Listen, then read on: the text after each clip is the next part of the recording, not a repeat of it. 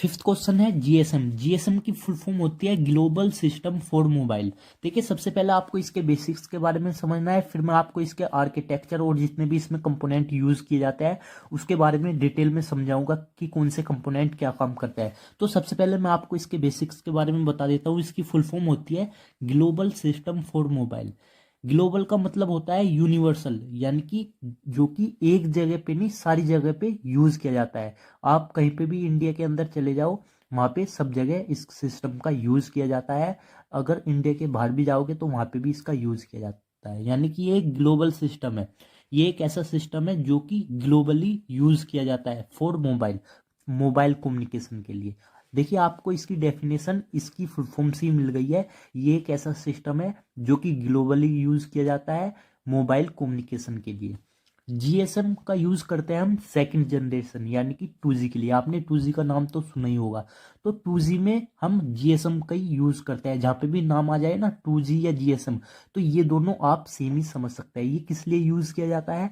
Only for voice, voice को transfer करने के लिए और वॉइस को रिसीव करने के लिए, यानी कि ये केवल और केवल वॉइस कॉल के लिए हमने बनाया है। तो आपको ये बात यहाँ पे याद रखनी है। मैंने बिल्कुल सिंपल वे में लिखा हुआ है। जीएसएम क्या है? 2G। हम इसको 2G भी बोल सकते हैं। ये एक सेकंड जनरेशन होती है।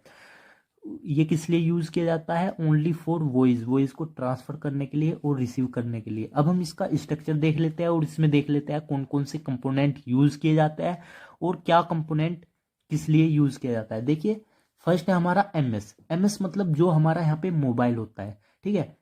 सेकंड कंपोनेंट है हमारा बीटीएस। बीटीएस क्या होता है? आपने देखा होगा, सिटी में देखा होगा या किसी भी विलेज के पास में देखा हुआ होगा, जो टावर होता है ना वही आपका बीटीएस होता है। फिर है यहाँ पे आता है बीएससी। बीएससी क्या होता है? जो कि बीटीएस को कंट्रोल करता है। इनको मैं आपको डिटेल में बताऊंगा, अभी मैं सिर्फ इसके कंपोनेंट के नाम बता रहा हूँ। फिर आता है एमएससी। एमएससी क्या होता है? मोबाइल स्विचिंग सेंटर होता है। एमएससी से कनेक्ट होता है एचएलआर, वीएलआर, ईआईआर, एयूआर। इसके बारे में मैं डिस्कस करूंगा। और फिर यहाँ पे है जीएमएससी और फिर है पीएसटीएन। देखिए अब मैं आपको स्टेप बाय स्टेप बताता हूँ। फर्स्ट है हमारा एमएस। एमएस क्या है? हमारा मोबाइल स्टेशन, जो कि आप मोबाइल को यूज कर सकते हो, यही है एमएस। इसमें दो चीजों का यूज किया जाता है, इक्विपमेंट प्लस सिम। जो आपका मोबाइल होता है वो आपका एक होगा हैंडसेट, यानी कि जो आप हाथ में लेते हो, आप जिसको देख सकते हो, जिसमें आप सॉफ्टवेयर इंस्टॉल कर सकते हो, वो क्या है? एक इक्विपमेंट है। लेकिन आप तब तक उसमें कॉल नहीं कर पाओगे जब तक आप उसमें सिम नहीं डालोगे। सिम क्या होता है? सिम की फुल फॉर्म होती है सब्सक्राइबर आइडेंटिटी मॉड्यूल। मैंने यहाँ पे लिखा हुआ है सब इक्विपमेंट प्लस सिम। क्या होता है? Mobile station. जब आप किसी भी मोबाइल के अंदर सिम को डाल देते हो तो वो वॉइस कॉल कर सकता है। फिर हम देखते हैं बीटीएस क्या होता है। बीटीएस की फुल फॉर्म होती है बेस ट्रांस रिसीवर सिस्टम। आपको यहाँ पे पता चल रहा होगा base trans receiver. Trans receiver का मतलब होता है ये सिग्नल को सेंड भी कर सकता है और रिसीव भी कर सकता है। ये एक ऐसा स्टेशन है जो कि सिग्नल को सेंड करता है और रिसीव करता है। बीएससी। बीएससी की फुल फॉर्म होती है बेस स्टेशन कंट्रोलर। आपको इसके नाम से पता चल पा रहा होगा, ये एक ऐसा स्टेशन है, ये एक ऐसा बेस स्टेशन है जो कि कंट्रोलर है, कंट्रोलर का काम करता है। ये किसको कंट्रोल करता है? बीटीएस को। देखिए एक बीएससी बहुत सारे बीटीएस को कंट्रोल कर सकता है। मैंने यहाँ पे एक ही लिया हुआ है बीटीएस, आप और भी यहाँ पे कनेक्ट कर सकते हो, ठीक है। तो बीएससी क्या देखता है कि बीटीएस में इस टाइम कितने यूजर है। यहाँ पे 1 बीटीएस, यहाँ पे सेकंड बीटीएस भी आप कनेक्ट कर सकते हो, यहाँ पे थर्ड बीटीएस भी आप कनेक्ट कर सकते हो। तो बीएससी क्या देखता है? इसमें हमें मुझे कितनी फ्रीक्वेंसी देनी है, फ्रीक्वेंसी वो को कंट्रोल कर सकता है, या कितने यूजर है, मेरे बीटीएस पे कोई भी प्रॉब्लम तो नहीं आ रही है, ज्यादा लोड तो नहीं है। तो मतलब बीटीएस क्या है? चाइल्ड है और बीएससी क्या है? पेरेंट्स है। बीएससी देखभाल करता है बीटीएस की। तो आप ऐसे इसको समझ सकते हो। फिर आता है हमारा एमएससी। एमएससी की फुल फॉर्म होती है मोबाइल स्विचिंग सेंटर। मैंने यहाँ पे लिखा हुआ है मोबाइल स्विचिंग सेंटर। इसका काम क्या होता है? जब आप किसी भी बंदे पे कॉल मिला रहे हो, सपोज कीजिए आप यहाँ पे फर्स्ट लोकेशन पे हो और आपका फ्रेंड यहाँ पे सेकंड लोकेशन पे है जो कि बहुत दूर है, तो एमएससी क्या काम करता है? आपने तो कॉल किया, आप जब कॉल करते हो तो ये डायरेक्टली सेकंड बंदे के पास कैसे चली जाती है कॉल? तो यहाँ पे एमएससी स्विचिंग का वर्क करता है, यानी कि यही सारी चीजों को देखता है कि कहाँ से कॉल आ रही है, कहाँ कॉल जानी है। तो ये सब मैनेज करता है।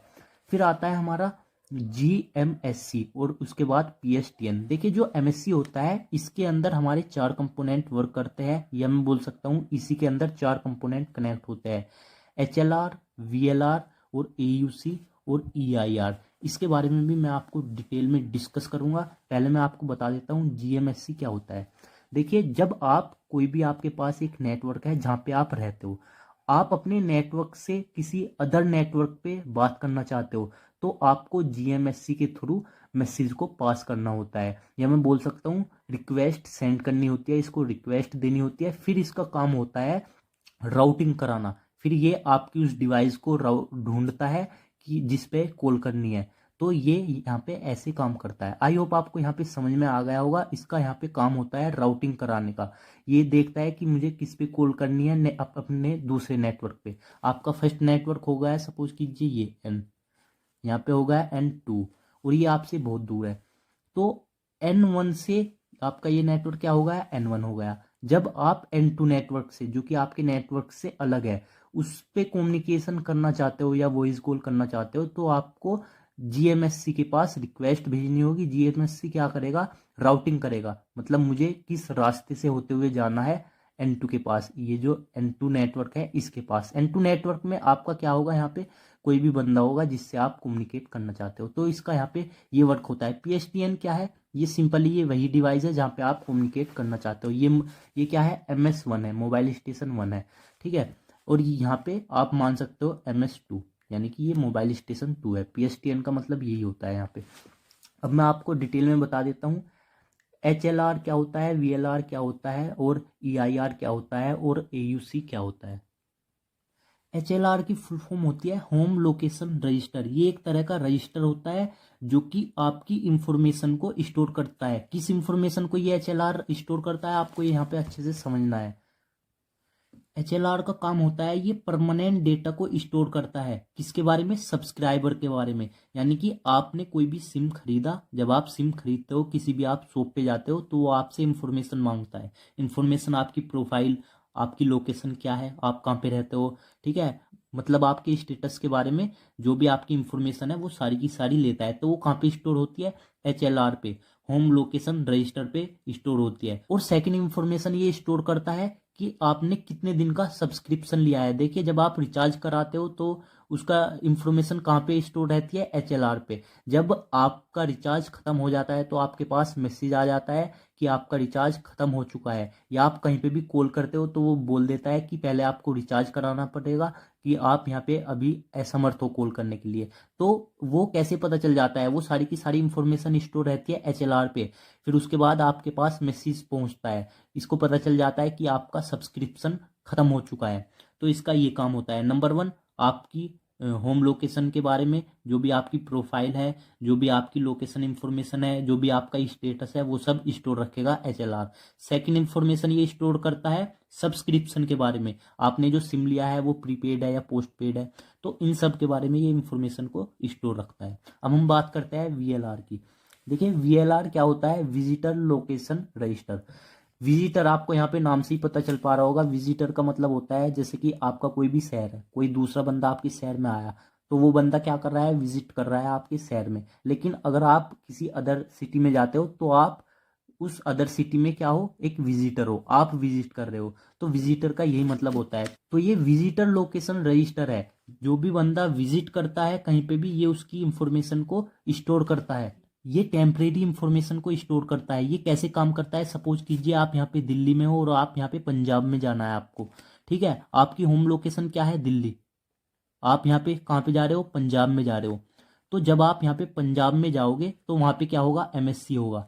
MSC के पास अपना HLR होगा और VLR होगा, ठीक है। तो VLR क्या करेगा, ये आपकी इंफॉर्मेशन को यहाँ पे स्टोर करने की कोशिश करेगा। वो कैसे कोशिश करेगा, वो देखेगा कि जब आप अपने मोबाइल में सिम डाल के जाओगे तो वो आपको एक्सेस करेगा। एक्सेस करने के बाद में, या आप कहीं पे भी वहाँ जाने के बाद में कॉल कर रहे हो, तो इसके पास में इंफॉर्मेशन चली जाएगी। ये आपकी लोकेशन को ट्रेस कर लेगा। फिर ये आपकी होम लोकेशन से पता लगाएगा आपके बारे में। यानी कि जो ये VLR है ये आपके HLR से पता लगाएगा। जो भी सारी की सारी इंफॉर्मेशन HLR के पास होगी वो कहाँ पे चली जाएगी, इस VLR के पास चली जाएगी। ये भी पता लगा लेगा कि आपने कितने दिन का रिचार्ज किया हुआ है। अगर आपका रिचार्ज किया हुआ है तो ये आपको सर्विस प्रोवाइड करेगा, अदरवाइज नहीं करेगा, क्योंकि आपकी सारी इंफॉर्मेशन क्या है, HLR के पास है। तो HLR से ये क्या कर लेगा, आपकी इंफॉर्मेशन को ले लेगा। तो ये इस तरीके से वर्क करता है, यानी कि ये एक परमानेंट इंफॉर्मेशन को स्टोर करता है। आपको यहाँ पे दो बातें याद रखनी है, जो HLR होता है ये परमानेंट इंफॉर्मेशन को स्टोर करता है, और जो विजिटर होता है ये एक टेम्परेरी इंफॉर्मेशन को स्टोर करता है। ये विजिटर के लिए होता है, और ये जो होम लोकेशन है आपकी ये उनके लिए होता है। अब हम बात करते हैं AUC की और EIR की। सबसे पहले हम देखते हैं AUC। देखिए AUC की फुल फॉर्म होती है ऑथेंटिकेशन सेंटर। ये यूज किया जाता है आपकी इंफॉर्मेशन को प्रोटेक्शन के लिए। देखिए जो HLR और VLR के पास आपकी जो इंफॉर्मेशन होती है उसको प्रोटेक्ट करने के लिए हम AUC का यूज करते हैं, यानी कि ऑथेंटिकेशन सेंटर का यूज कर सकते हैं, जिससे कि वहां पे कोई भी हैक ना कर पाए या आपका सब्सक्रिप्शन यूज ना कर पाए। तो वो सब कौन चेक करता है, ऑथेंटिकेशन सेंटर चेक करता है। अब हम बात करते हैं EIR की। देखिए जो EIR होता है इसका काम होता है, ये देखता है कि जो सिम है जो बंदा यूज कर रहा है वो एक वैलिड सिम है या इनवैलिड सिम है। इसके बारे में मैं आपको डिटेल में बताऊंगा आगे, मैंने इसके ऊपर नोट्स भी बनाए हुए हैं। तो अभी हमने क्या समझा, हमने समझा GSM क्या होता है, उसकी क्या फुल फॉर्म है, उसकी बेसिक डेफिनेशन क्या होती है, ये किस लिए यूज किया जाता है, ये ओनली फॉर वॉइस के लिए यूज किया जाता है। इन कंपोनेंट्स की फुल फॉर्म के बारे में समझा, और ये समझा ये कैसे काम करते हैं। मैंने आपके लिए नोट्स भी बनाए हुए हैं, अब आपको अच्छे से समझ में आएगा। मैंने लिखा हुआ है HLR। HLR की फुल फॉर्म मैंने आपको बताई थी, होम लोकेशन रजिस्टर। ये किस लिए यूज किया जाता है, stores permanent information of user. User की परमानेंट इंफॉर्मेशन को ये स्टोर करता है। VLR क्या होता है, visitor location register, stores temporary user information. AUC क्या होता है, ऑथेंटिकेशन सेंटर। ये किस लिए यूज किया जाता है, secured database, secret keys store. इसके अंदर क्या होती है, एक सेक्रेट की स्टोर होती है, जिससे कि ये पता लगाता है कि ये बंदा ऑथेंटिकेशन है या नहीं है, कि मुझे इसको परमिशन देनी चाहिए या नहीं देनी चाहिए, सर्विस प्रोवाइड करनी चाहिए या नहीं करनी चाहिए। तो ये सब ये देखता है। EIR क्या होता है, मैंने अभी आपको बताया था कि इसके बारे में मैं डिटेल में बात करूंगा। इसकी फुल फॉर्म होती है इक्विपमेंट आइडेंटिटी रजिस्टर।